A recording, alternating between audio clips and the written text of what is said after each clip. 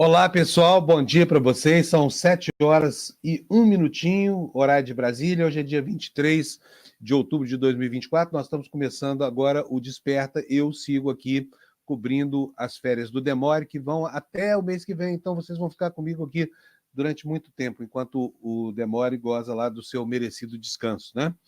Quero dar bom dia para todo mundo que já está por aqui. Quem chegou primeiro foi a Lia Barroski, depois Eliane Rabeca, Carmen Lúcia, Sandra Cristina. Muito obrigado pela audiência de vocês desde já. E vamos logo começar aqui com as notícias do Brasil. Hoje é o penúltimo dia das campanhas eleitorais na propaganda eleitoral gratuita, né? Hoje os partidos estão finalizando o último programa, que vai ser entregue para exibição amanhã. E aí, depois, sexta-feira, lei do silêncio na televisão, não pode haver propaganda gratuita mais no rádio e na TV, também não pode haver impulsionamento na internet, mas nas mídias orgânicas, nas redes sociais, o pau continua quebrando em boa parte do Brasil, e hoje a gente vai descortinar o cenário da antevéspera dessa eleição, que é uma eleição municipal com áreas de eleição nacional, porque está definindo o cenário sobre o qual se dará a eleição de 2026, que é o que importa, né? Inclusive, nós tivemos aqui os protagonistas do processo político firmando posição ontem, pelo menos do lado da direita. Bolsonaro diz que ele é o candidato e ponto final. Está inelegível. Não se sabe como é que ele vai ser o candidato, mas foi o que ele disse quando foi instado a dizer qual era o seu preferido para disputar a presidência no seu lugar. Fora isso, o presidente Lula participa por videoconferência da reunião dos BRICS, né? Já está lá o Maduro, na Rússia, chegou lá. O Brasil, com o Lula ausente fisicamente desse cenário, se poupa de ter que se colocar numa posição paradoxal, né? Mas o Brasil faz posição firme no sentido de não permitir a entrada de ditaduras clássicas latino-americanas no contexto dos BRICS, e também de permitir que a dúvida sobre o processo eleitoral e sobre o vigor da democracia acabe servindo como salvo-conduto para o ingresso nesse colegiado. Vamos começar vendo como é que vai ser a meteorologia hoje no Brasil. Tem chuva por aí onde precisa chover. Está aí o mapa do Instituto Nacional de Meteorologia.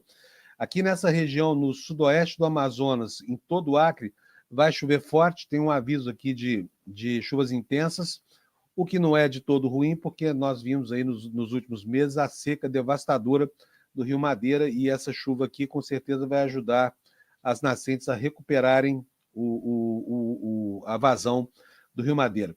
Nessa área amarela aqui, que cobre todo o estado do Amazonas praticamente, o sudoeste do Pará, o norte e centro do Mato Grosso, todo o estado de Goiás e o Alto Paranaíba e Triângulo Mineiro também vai chover forte. Tem aqui alerta de chuva forte que o INEMET colocou no ar, e também praticamente todo o sul do país, exceto o extremo noroeste do Paraná, todo mundo com chuva forte, mas nessa região precisa chover mesmo, porque é aí que está a produção agrícola brasileira concentrada, né? E as chuvas estão atrasadas, o plantio está atrasado.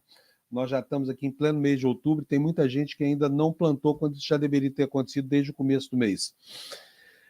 Vamos para o noticiário político? Vamos, começando, obviamente, com as eleições. Eu vou colocar aqui para vocês na tela. A gente vai estabelecer agora um quadro geral aqui. Primeiro vamos falar sobre as pesquisas eleitorais, porque hoje tem pesquisa eleitoral saindo, e elas serão muito importantes para dar para a gente, né, qual é o quadro nessa reta de chegada para a escolha dos candidatos nas cidades que têm mais de 200 mil habitantes do Brasil. E está aí na tela para você, matéria do G1, eleições, Quest divulga pesquisa de intenções de voto de São Paulo e BH nesta quarta-feira. O Instituto também divulga levantamento de Fortaleza, onde o pau está quebrando lá. Gente, na internet está uma baixaria. Pelo amor de Deus, não é que a campanha do PT seja uma campanha de baixaria, mas a baixaria é o tal André Fernandes. Que coisa horrorosa que é aquele sujeito, as declarações que ele já fez. Olha, eu até nem recomendo a você, se não quiser se aborrecer, acompanhar essas denúncias, sabe por quê? Porque é coisa de baixo calão mesmo, é briga do baixo meretrício, né? Como se dizia antigamente, mas o que esse cara apronta é uma coisa impressionante. Agora, me espanta saber que alguém que se diga conservador tenha coragem tem a pachorra de depositar o voto na urna eletrônica em favor de um sujeito indecente como esse, um sujeito que, enfim, dado a todo tipo de perversão aí publicamente na internet. Então, se você mora em Fortaleza, não perca a oportunidade não, tá? Bota aí no Twitter, André Fernandes, vai vendo. Não vou colocar aqui porque não dá, sabe? Nem se tirar as crianças da sala, como dizia o meu amigo Boechat. Mas vamos voltar aqui para a matéria do G1. Ela diz o seguinte: a Quest divulga nesta quarta, a partir das 16h, pesquisa de intenção de voto para prefeito em São Paulo e BH no segundo turno das eleições municipais. Será a segunda rodada de levantamentos do Instituto após o primeiro turno, que foi realizado no dia 6 de outubro. No levantamento anterior da corrida pela Prefeitura de São Paulo, divulgado em 16 de outubro, Ricardo Nunes tinha 45 e o Boulos tinha 33, diferença de 12 pontos percentuais.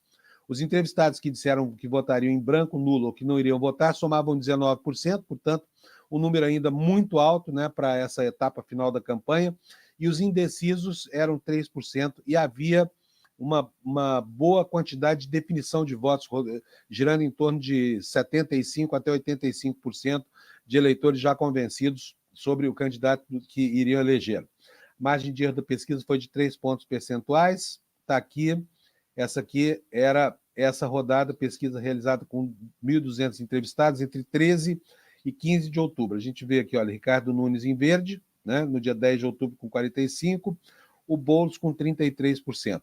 Mas, gente, olha, muitas informações ontem de pesquisas internas e trackings davam com clareza, e essas eram informações orientando as campanhas, uma redução na distância entre Boulos e Ricardo Nunes.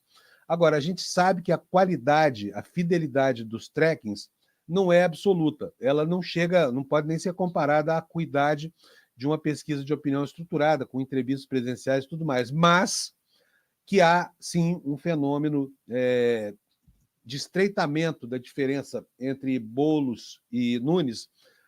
Isso já foi registrado, inclusive, pelos institutos de pesquisa. Nós vamos ver agora o que vai acontecer.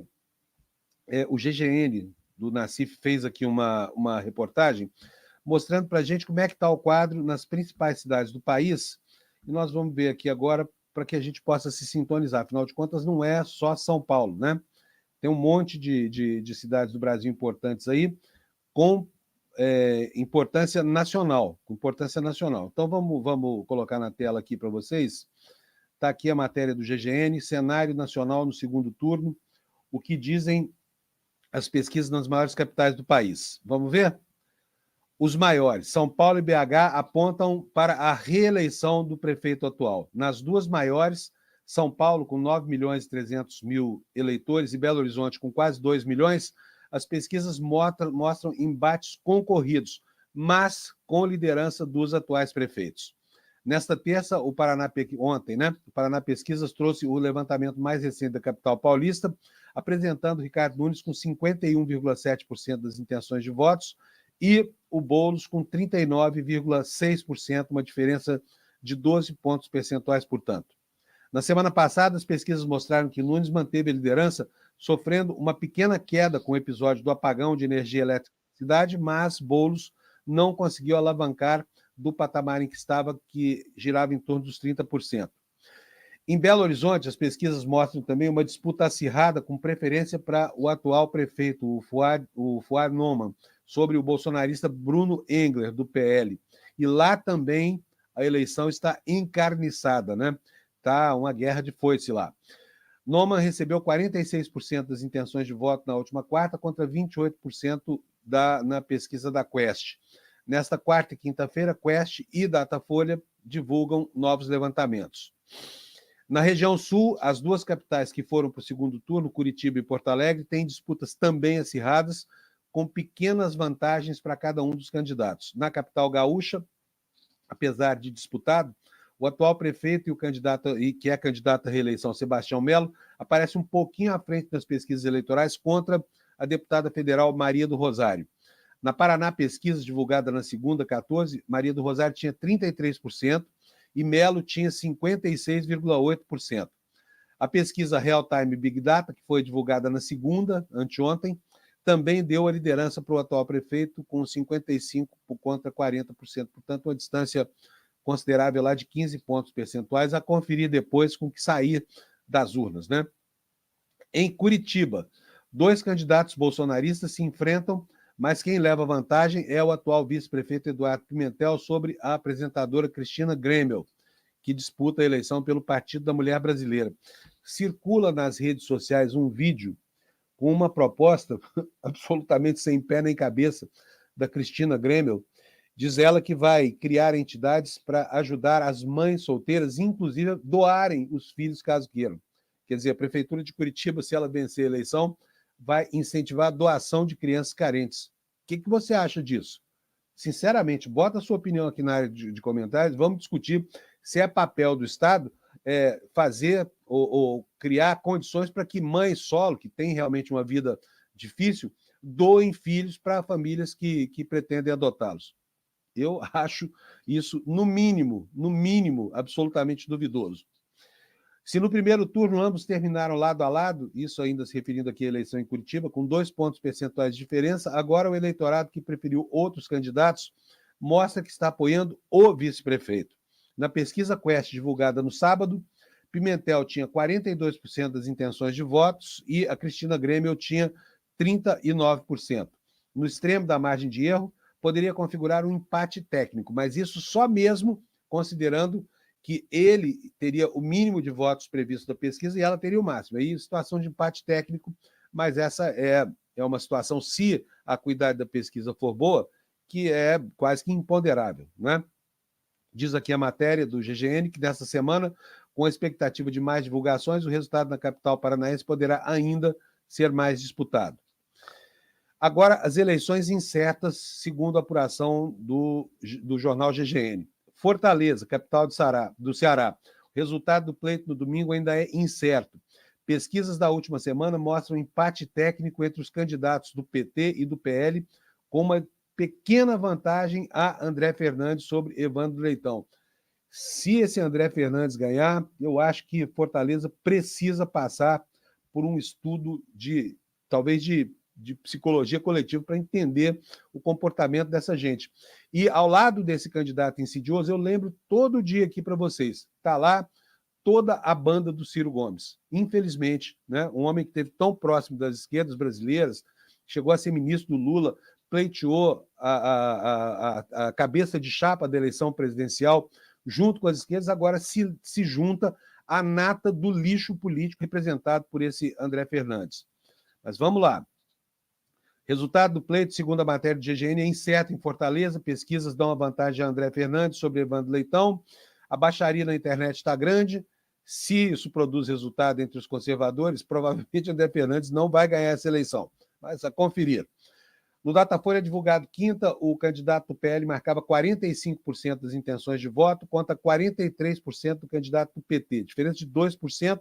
Portanto, dentro da margem de erro, não é possível dizer de fato quem é que está na frente aqui, porque a diferença é muito pequena. Na Paraná Pesquisa divulgada no mesmo dia, Fernandes tinha 47,6%, Leitão tinha 44,4%, uma diferença um pouco maior de 2,8%, mas ainda assim dentro da margem de erro.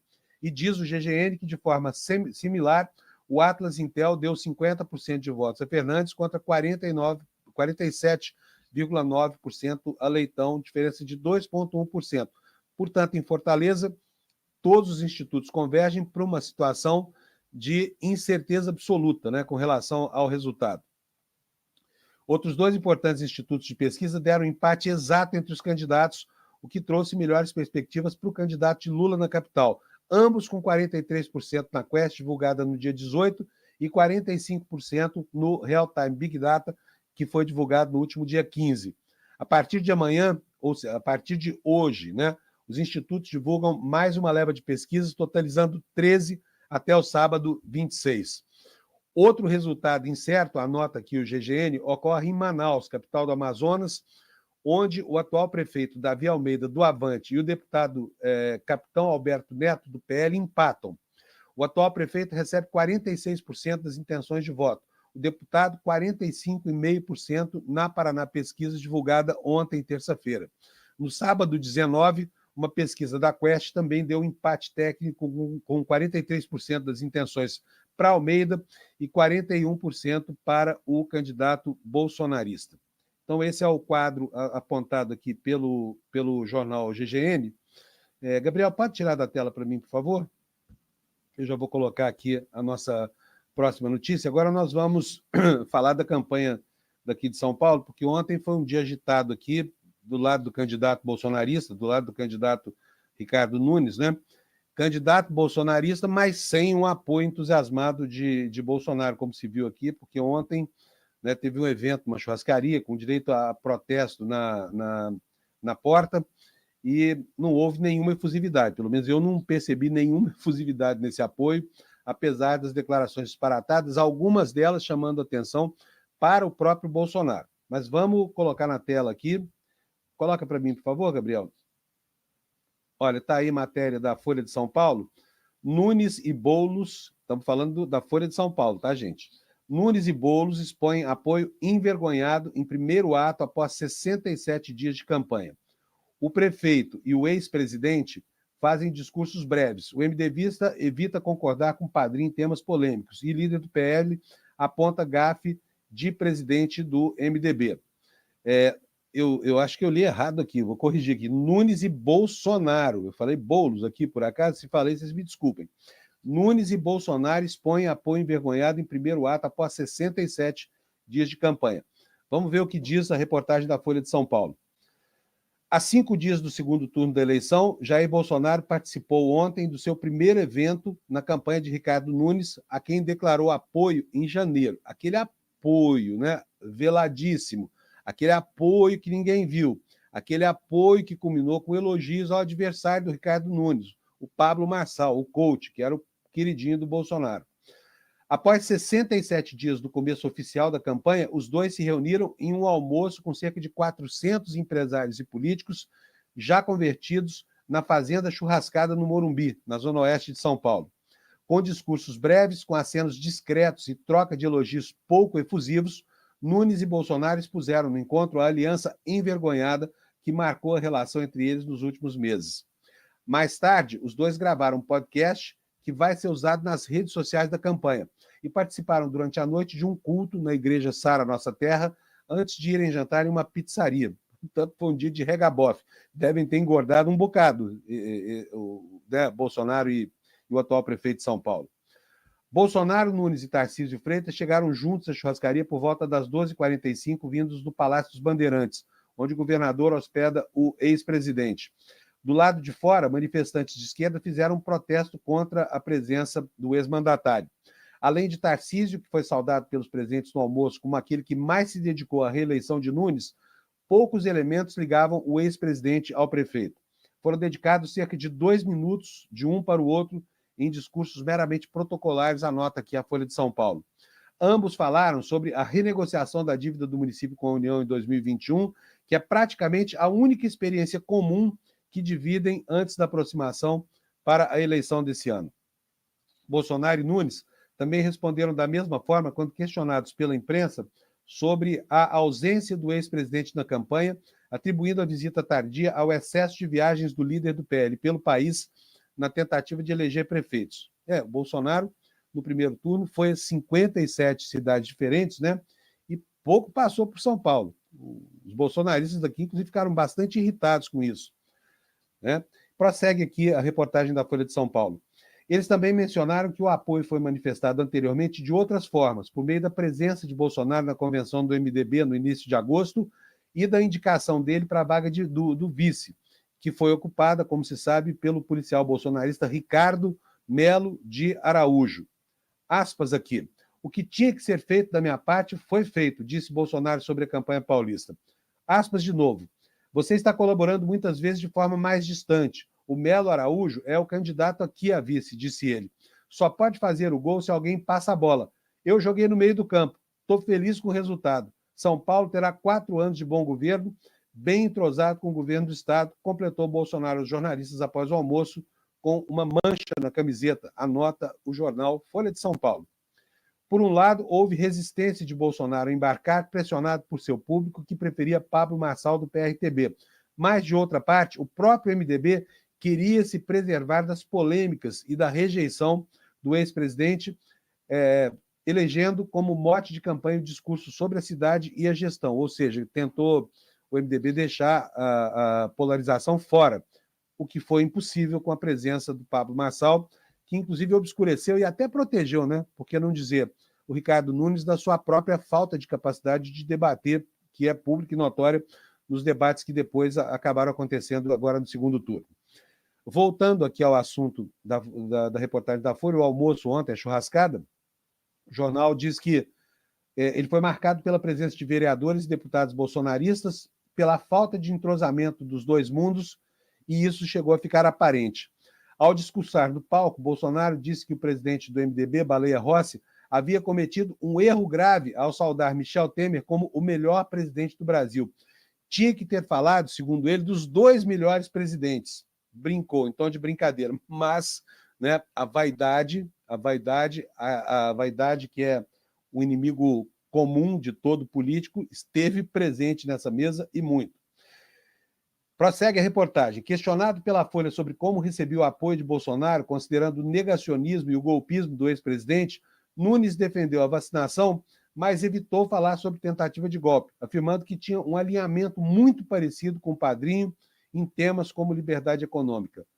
Aspas, o apoio de Bolsonaro é de suma importância, é o maior líder da direita do nosso país, disse ele. São Paulo foi a capital mundial da vacina, nós recebemos a vacina, a gente tem muita tranquilidade do trabalho que a gente desenvolveu. As questões que o presidente Bolsonaro defende têm muito alinhamento com o que eu defendo, liberdade econômica e redução de impostos. Em outro momento da entrevista, Bolsonaro elencou suspeitas infundadas sobre manipulação na eleição de 2022, retomando aqui o rame-rame que ele tenta, historicamente, fazer emplacar sem sucesso. Questionado pela Folha se concordava com o padrinho, Nunes, mais uma vez, desconversou. Tudo pode ser analisado, mas eu não acompanhei esses casos com relação à votação. Quer dizer, o atual prefeito de São Paulo segue alienado daquilo que marcou o Brasil no 8 de janeiro, né? E, enquanto isso, lá na porta do evento, um grupo de manifestantes da oposição ao prefeito protestava contra a presença do Bolsonaro ali. Vou colocar para vocês aí, Gabriel, por favor. Uma reportagem do portal Terra, manifestantes protestam contra almoço de Bolsonaro e Nunes em churrascaria de São Paulo. Esbanjando comida cara. Ex-presidente se reúne com candidato à reeleição pouco menos de uma semana antes do segundo turno das eleições municipais. Vamos ao texto da matéria. O almoço entre o ex-presidente Jair Bolsonaro e o prefeito Ricardo Nunes na tarde de ontem causou alvoroço entre manifestantes que aguardavam a chegada dos políticos em frente a uma churrascaria no bairro do Morumbi, em São Paulo. O encontro foi parte de uma agenda de campanha do candidato do MDB. Bolsonaro tem participado pouco, diz aqui o Terra, ativamente, não sei de onde tirou isso, mas está aqui escrito e eu leio para vocês fazendo essa ressalva. Bolsonaro tem participado ativamente da campanha de Ricardo Nunes, que disputará o segundo turno, etc, etc. O protesto em frente à churrascaria foi organizado pela Frente Povo Sem Medo e pelo Movimento Brasil Popular, em parceria com a bancada feminista do PSOL. Letícia Lé, uma das líderes da manifestação e co-vereadora da bancada feminista do PSOL na Assembleia Legislativa de São Paulo. Vamos lá, gente. Vamos lá. A reportagem tem várias incorreções. Letícia Lé é uma das líderes da manifestação e co-vereadora da bancada feminina do PSOL. Vereador não trabalha na Leste, trabalha na Câmara Municipal.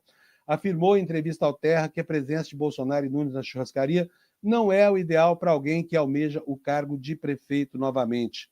E aqui estão manifestações de pessoas que estiveram lá ontem para protestar contra a presença do Messias, né? E o Messias aproveitou o holofote para lançar luz sobre si mesmo uma vez mais, cometendo aqui o despautério de repetir que o candidato é ele, né? A gente pode entender essa declaração de várias formas. Vamos colocar na tela, Gabriel, para que as pessoas vejam o que falou aí o Bolsonaro. A questão era o apoio dele ao Ricardo Nunes, candidato envergonhado, mas o candidato dele aqui na cidade de São Paulo. Mas ele aproveitou, quando instado a dizer quem era o seu preferido para a eleição de 2026, que o candidato está inelegível. Como será que ele vai disputar essa eleição? Não se sabe ainda. Mas vamos aqui à matéria do Poder 360 sobre essa manifestação. O ex-presidente Bolsonaro disse nesta terça-feira que será o candidato da direita na eleição presidencial de 2026. Ao ser questionado por jornalistas sobre quem é o seu favorito para o pleito, o antigo chefe do executivo afirmou que era o Messias. Quem é o Messias? Ele mesmo, referência ao seu próprio nome do meio. Quem é o substituto do Inácio Lula da Silva na política? Não tem. De Bolsonaro tem um montão por aí. Eu colaborei a formar liderança, estou muito feliz com isso.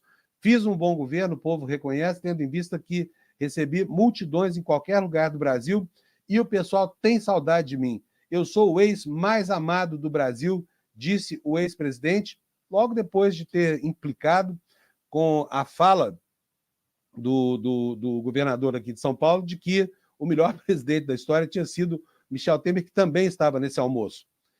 Bom, a declaração foi feita durante um evento da campanha do prefeito de São Paulo, candidato à reeleição, que também contou com a presença do governador paulista do Republicanos.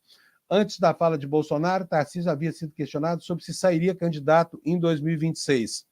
Disse que o seu candidato para a próxima eleição é o ex-presidente, que está focado agora na campanha de Nunes. O ex-presidente, porém, está inelegível, lembra o portal Poder 360, e não se sabe como, mas deseja sim ser candidato. Do outro lado, no campo progressista, nós tivemos também uma movimentação ontem, né, mais um passo no sentido de se formar uma coalizão aqui para apoiar o Boulos nessa reta final e para deixar isso patente para o eleitorado, né? Uma pessoa, um político de perfil conservador, como Alckmin, vice de Lula, agora se aproxima de Boulos e faz também uma manifestação de apoio, que eu vou pedir para o Gabriel mostrar para vocês aí numa matéria também da Folha de São Paulo. Gabriel, bota na tela, por favor. Alckmin esquece o passado, chama Boulos de servidor do povo e divide um sanduíche, além das críticas ao atual governador. O vice-presidente Geraldo Alckmin foi às ruas em campanha com o candidato a prefeito de São Paulo, Guilherme Boulos, na noite de ontem. A ideia era demonstrar amplitude na campanha ao tentar reagir à vantagem do postulante à reeleição. Alckmin acompanhou Boulos no bar Estadão, um bar que serve um sanduíche de pernil delicioso aqui no centrinho de São Paulo, e depois os dois seguiram para um ato no Teatro Gazeta, na Avenida Paulista. O vice-presidente, que apoiou Tabata Amaral no primeiro turno, anunciou voto no psolista após a derrota da deputada federal. Ela também declarou voto em Boulos, mas se negou a subir em palanque. Alckmin, visto no entorno do deputado federal como uma peça importante para acenar a segmentos mais moderados, foi o principal convidado do evento do teatro, cujo objetivo foi demonstrar diálogo para além da esquerda. E olha aqui, ó, aqui está a foto dos dois mandando ver aqui no sanduba lá do Estadão. Eu estou com fome essa hora da manhã aqui, não deu tempo de tomar o café e essa cena é uma cena inspiradora, porque sanduíche realmente é uma delícia. Mas prossegue aqui a reportagem da Folha de São Paulo.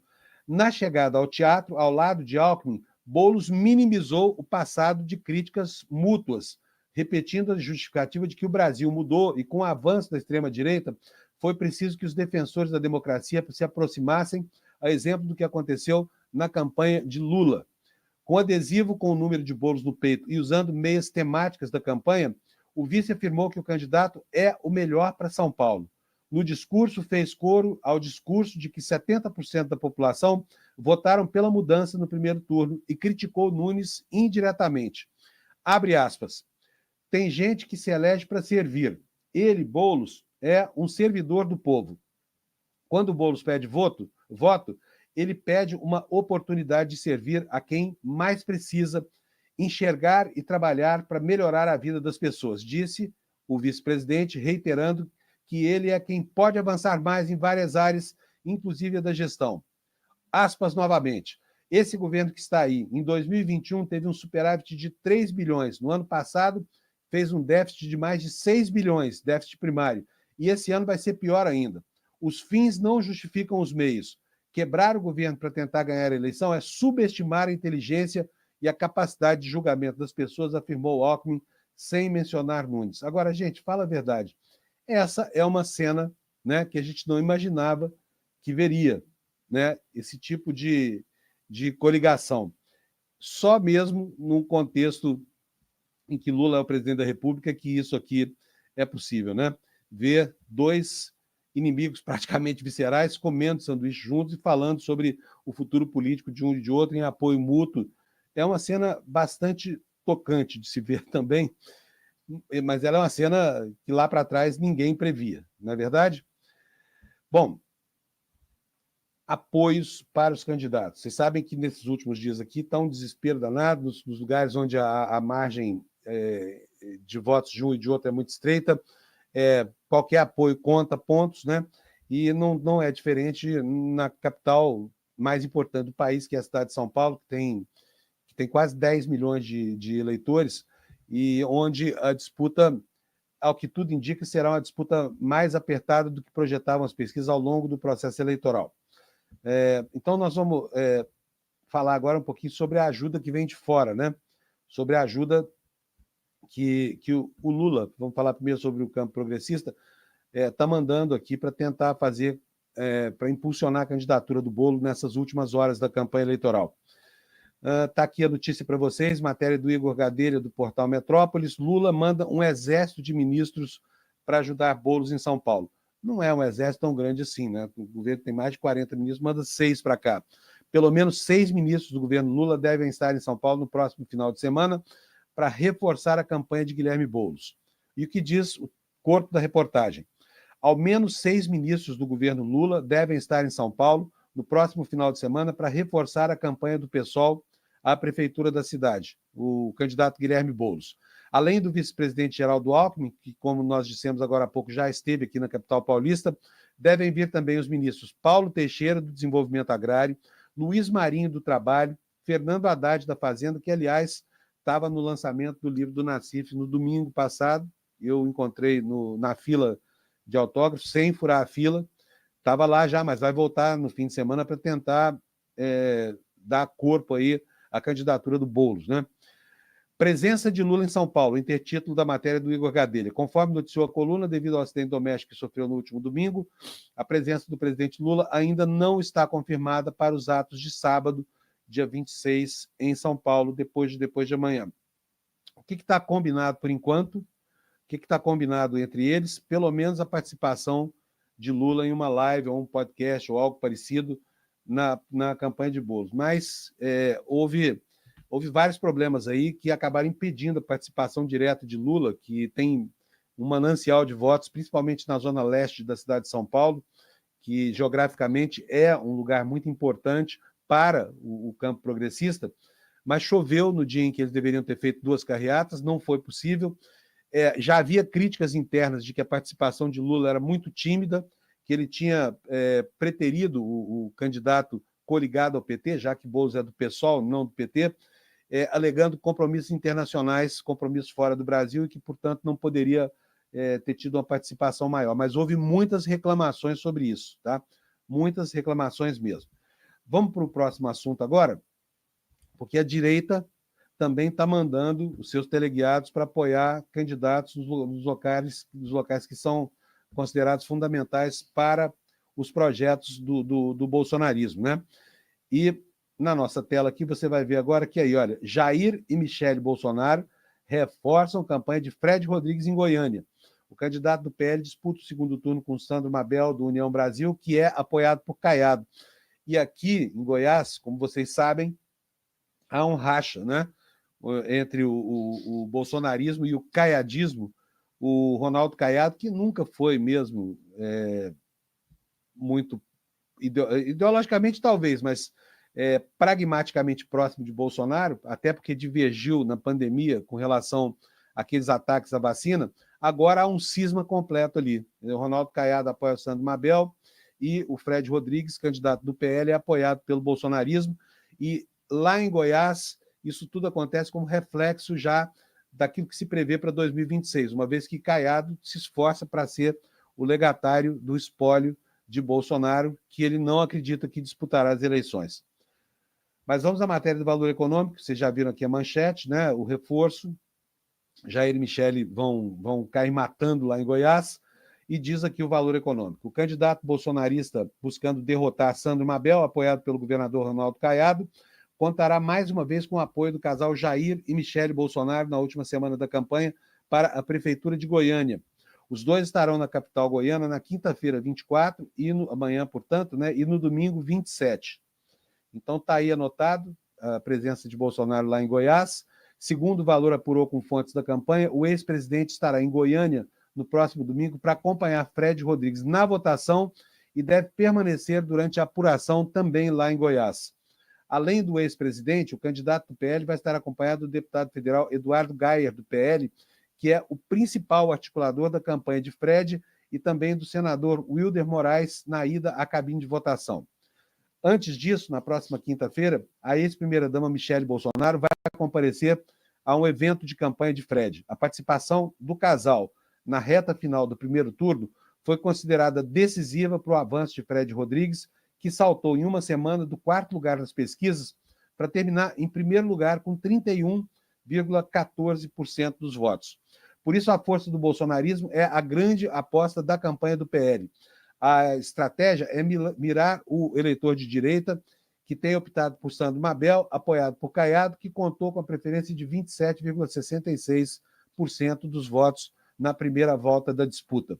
A campanha de Fred Rodrigues rechaça buscar os votos da terceira colocada, a deputada federal Adriana Corsi, que teve 24,4% dos votos no primeiro turno. A aposta, nesse caso, é uma grande abstenção a conferir dos eleitores da esquerda. E fontes da campanha de Fred Rodrigues afirmaram ao Valor que Bolsonaro deve voltar a subir o tom contra Caiado na reta final, em mais um episódio desse em que a gente fica mesmo torcendo pela briga.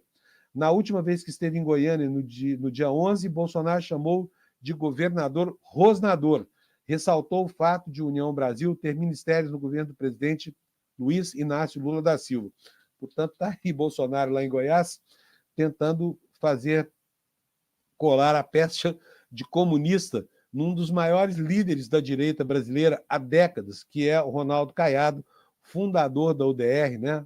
Um dos próceres mais importantes e mais em evidência na era pré-Bolsonaro.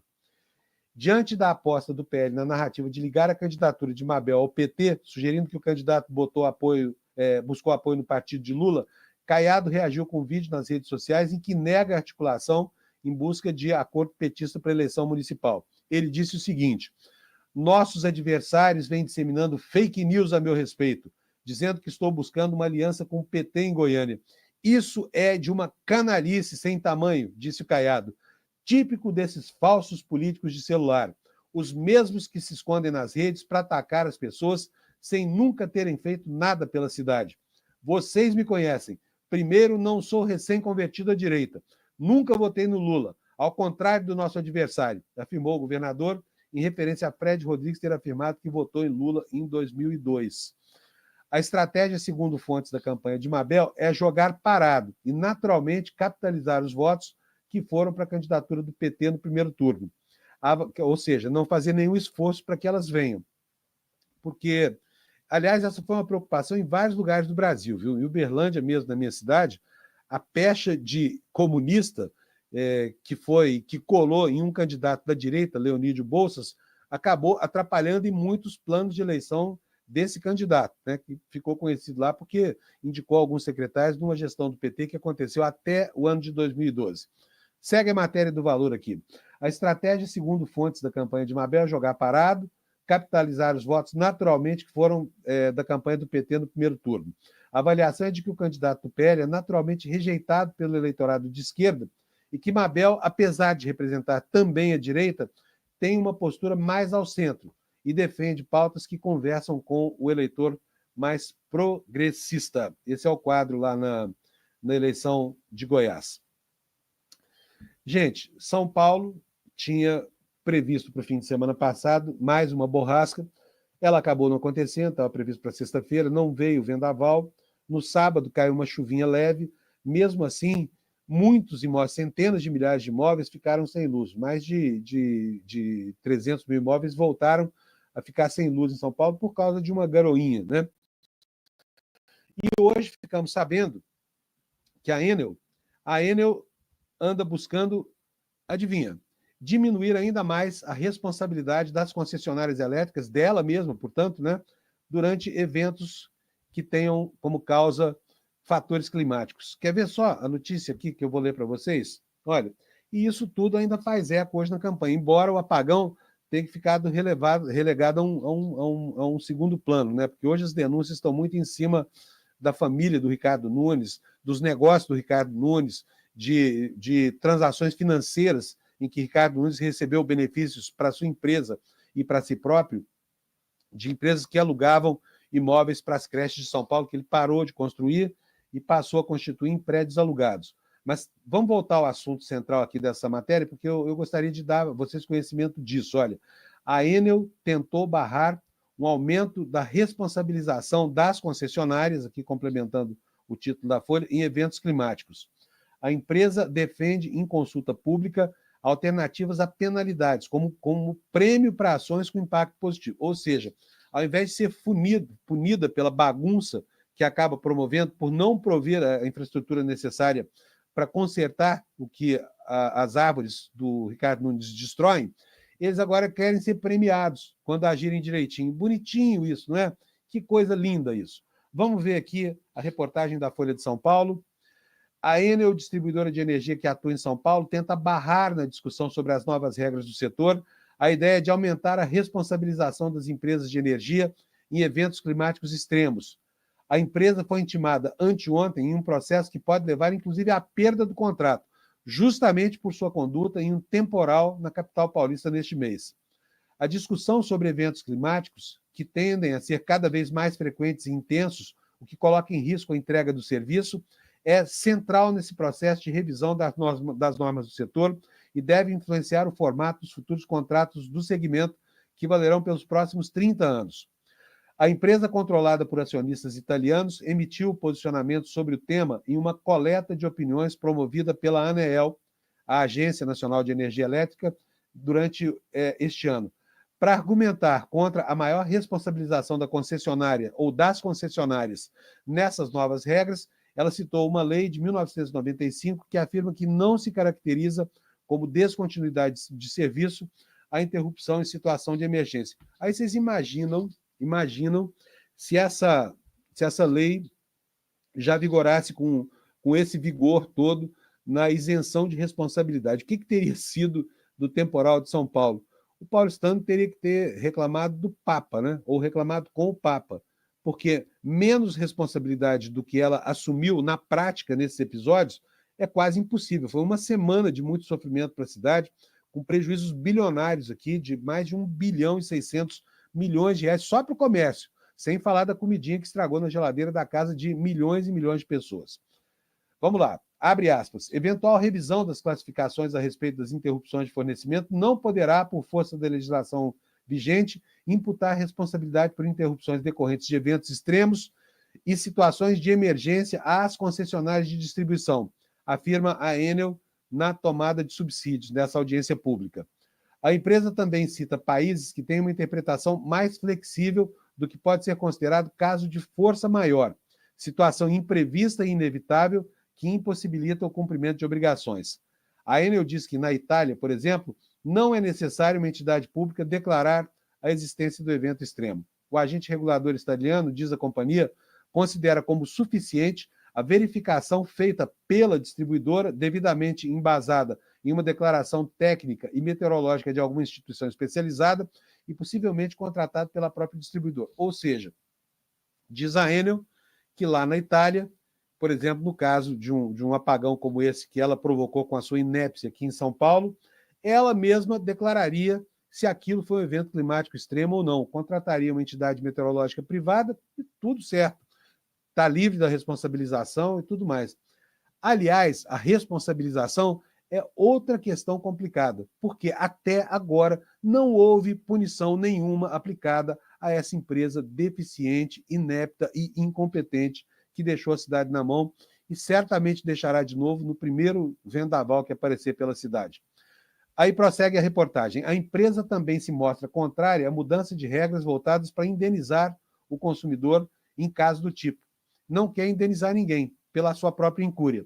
Abre aspas. Estabelecer regras de compensações para ocorrências originadas em eventos extremos, quer seja por eventos climáticos extremos ou por interrupções por situação de emergência, não é pertinente, uma vez que as interrupções originadas por esses eventos estão fora da gestão das distribuidoras, visto que totalmente decorrentes de eventos inesperados, diz a Enel, como se fosse razoável não esperar que eventos climáticos aconteçam com frequência cada vez maior, não é verdade? Portanto, a Enel está aí tentando, uma vez mais, se livrar da responsabilidade pelas bobagens que faz, né? Pela incúria na prestação do serviço, pela redução das suas equipes de emergência, para atingir esse tipo de contingência.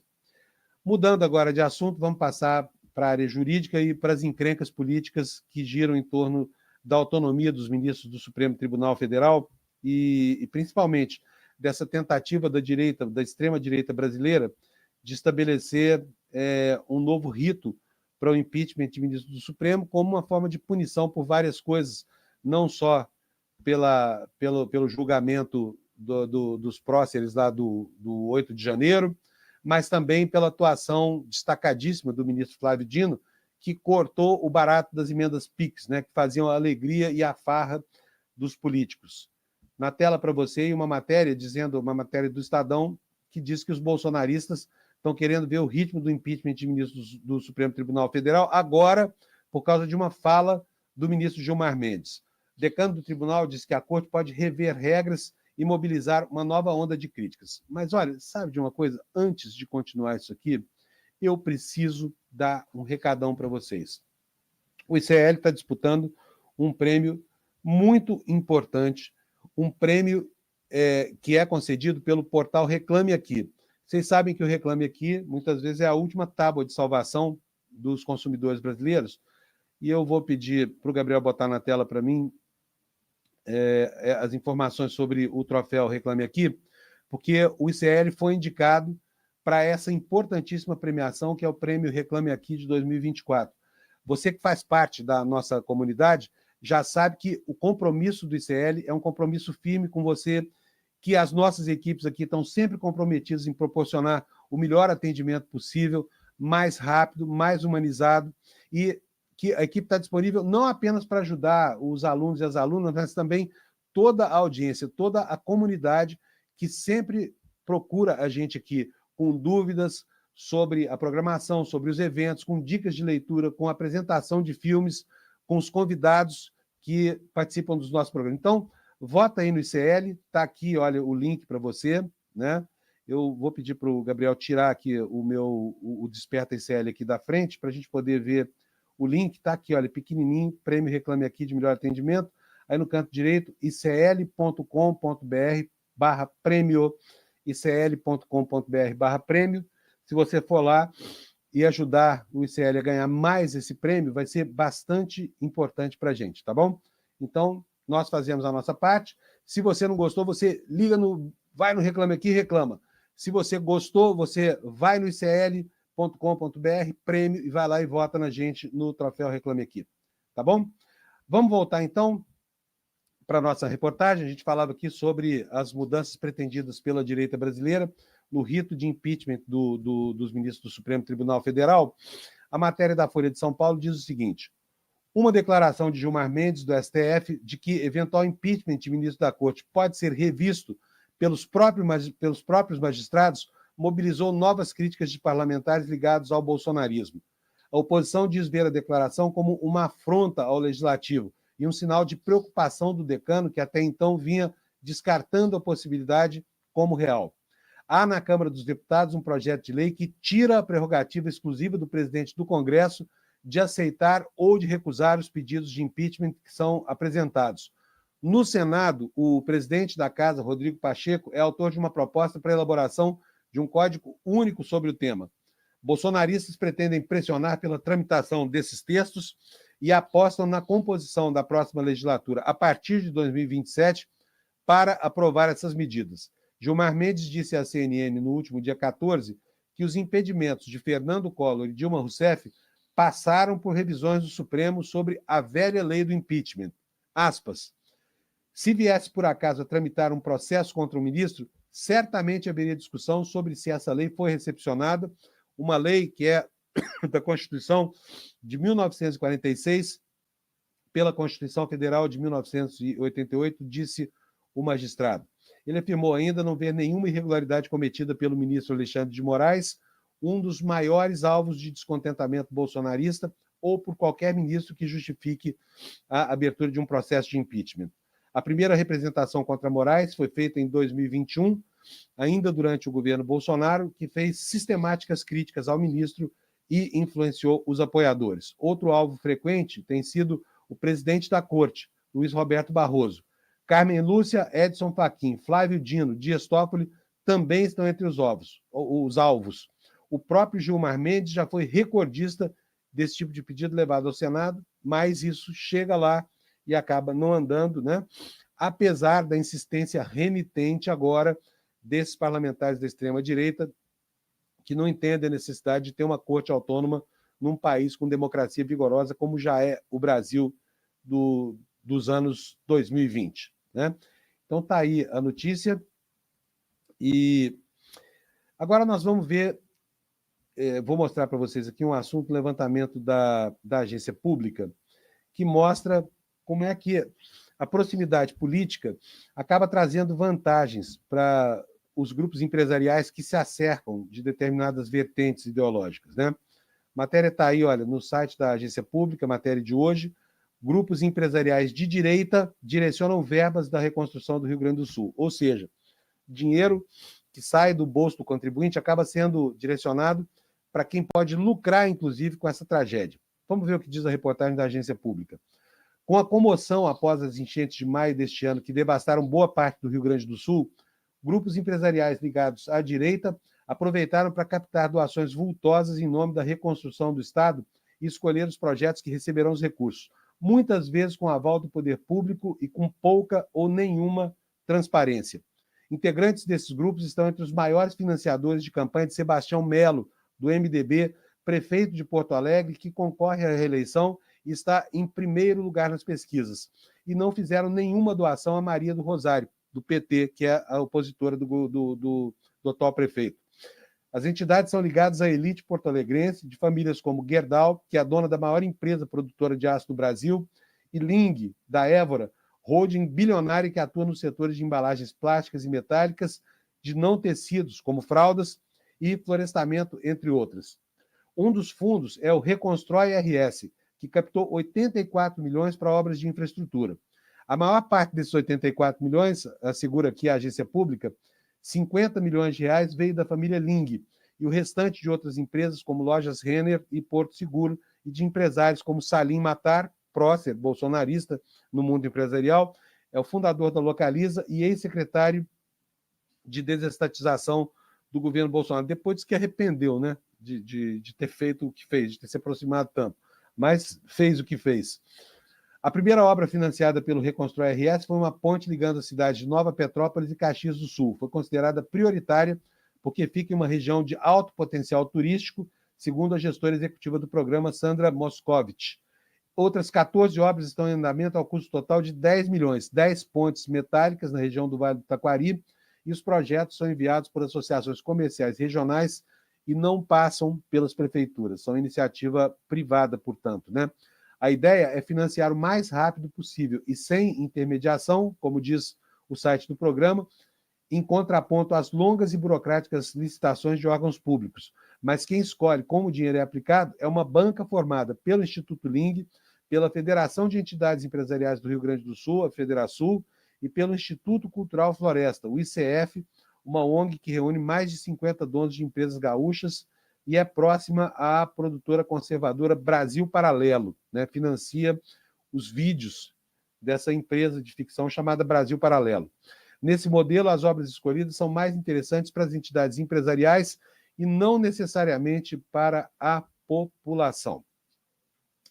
Vamos falar um pouquinho sobre o presidente Lula, porque o presidente tomou aquele tombo, né, machucou a nuca, teve um pequeno sangramento cerebral, foi impedido de viajar pelo Dr. Calil, que está cuidando, supervisionando o atendimento a ele, e acabou faltando a um compromisso. Aliás, foi muito bom para ele ter faltado, porque seria um maior mico essa questão da Venezuela e, enfim, do Panamá, por exemplo, entendeu? Porque querem entrar no BRICS, né? E estão criando situação de constrangimento para antigos aliados, como é o caso do Brasil. O presidente Lula provavelmente teria que se defrontar com isso. Hoje o Lula vai participar de uma videoconferência, vai participar do evento. Então está aí a matéria do G1, pedido de viajar por recomendação médica, Lula participa de reunião dos BRICS por vídeo nesta quarta-feira. Lula iria representar presencialmente a Kazan, lá na Rússia, onde acontece o evento, mas bateu a cabeça em casa sábado. O encontro dos BRICS é visto como uma tentativa de Putin de mostrar que não está isolado internacionalmente. E diz aqui a matéria, rapidamente, porque o nosso programa já está terminando, o presidente Lula vai falar por videoconferência na cúpula dos BRICS na manhã desta quarta-feira, participará presencialmente da reunião sediada em Kazan. No sábado, cancelou a ida depois do acidente. O grupo, formado originalmente por Brasil, Rússia, China e Índia, África do Sul entrou em um segundo momento, foi criado na tentativa de promover o crescimento das economias emergentes e uma reforma das instituições internacionais. No entendimento dos BRICS, os organismos internacionais são dominados por interesses das potências ocidentais, com pouco espaço de demanda dos países em desenvolvimento.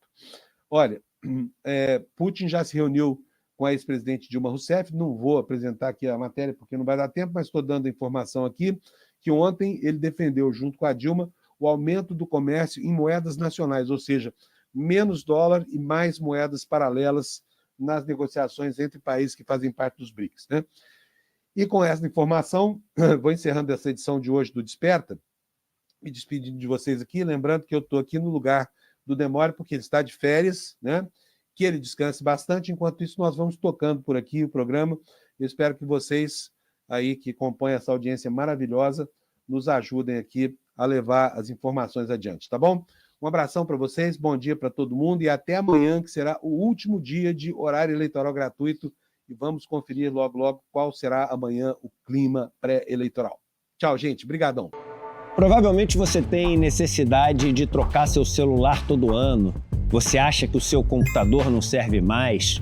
Você acha que está fora da moda? E aí é consumo, consumo, consumo, endividar-se, comprometer-se para poder sempre estar adquirindo aquilo de novo que o mundo traz. Curiosamente, a gente está sempre se sentindo angustiado, triste, sozinho, deprimido e não entende o porquê.